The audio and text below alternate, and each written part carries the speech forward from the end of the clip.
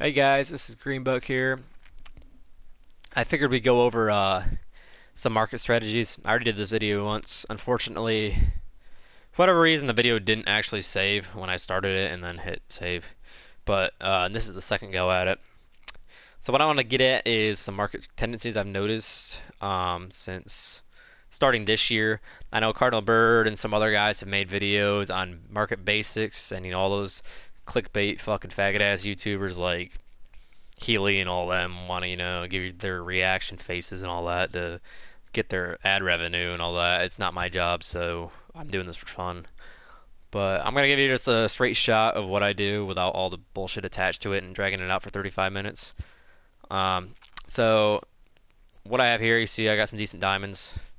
I got Bryce too on the bench. I took him out because his market's been exploding.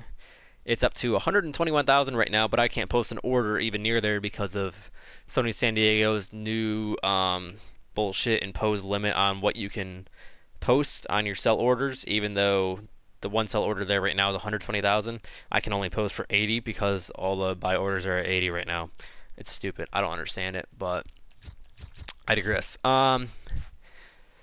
So you can see I have Harper and Yelich. The thought behind that is they're both having monster years so far. We get around first update time, I can either sell them for a 20 or 30k profit when their prices rise. I got both of them for less than 60k. So you think, them bumping to that 70, 80, 90k range, I mean, that's not out of the realm of possibility.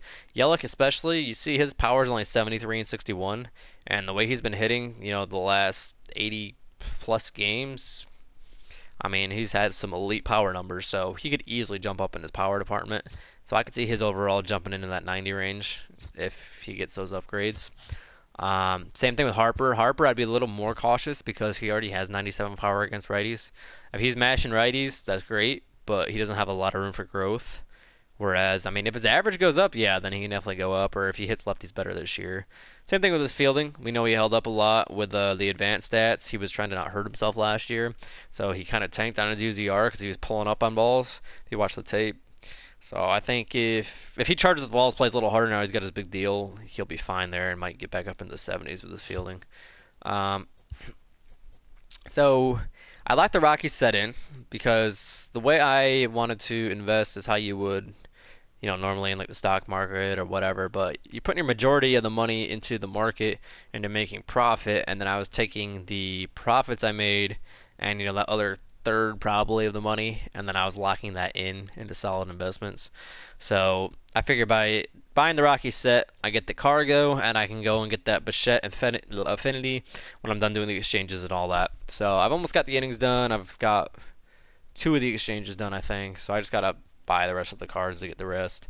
But I mean that way I get some really solid cards. I get some monster bats at the start of the year, and I got great defense, and obviously Story's extremely fast on the left side to start the year. Um, from there, I've also been flipping a lot of cards. A lot of guys have swore by doing bronzes. I think it's a trash idea unless you sit on the market all fucking day, honestly. Because you look these margins with the bronzes and silvers, you're looking 1 to 200 stubs tops. It's going to take you 10 orders just to make 1,000.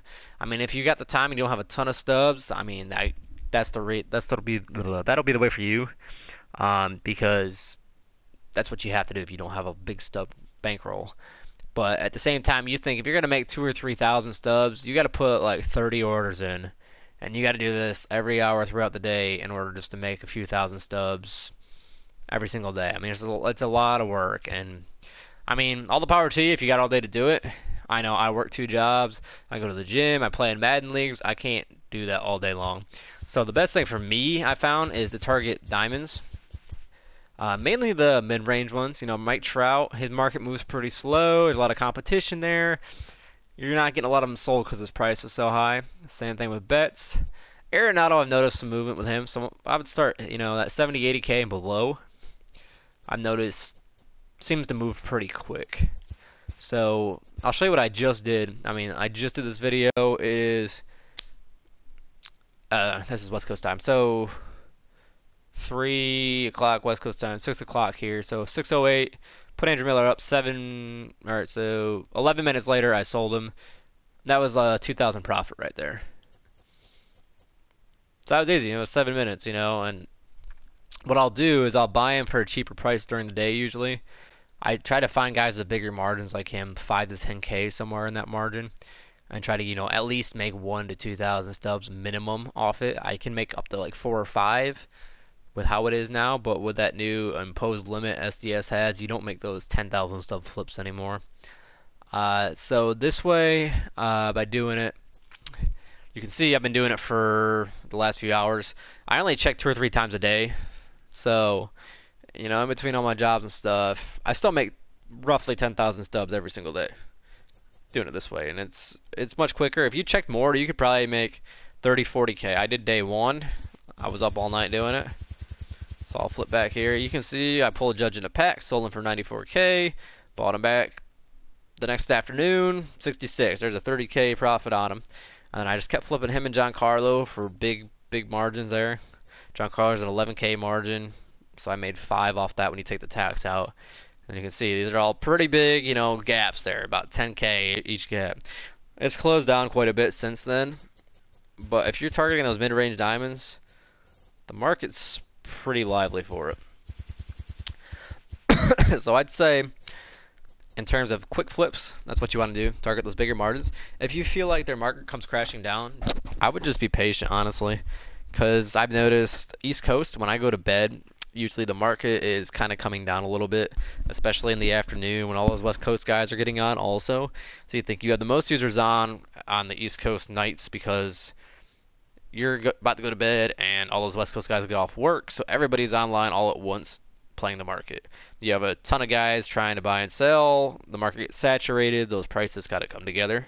Then at night, once you go to bed, the central guys go to bed, it's just the West Coast and Japan or wherever the fuck they are, and bumfuck Egypt are out there trying to buy them. So those prices naturally kind of rise up because there's no more people putting out all the cards on the market. So that's what I've noticed. I mean, almost every single night since the game came out, I would post a card for in the middle of the range. Say, last night was Syndergaard. Yep, Syndergaard. Bought him for 24K.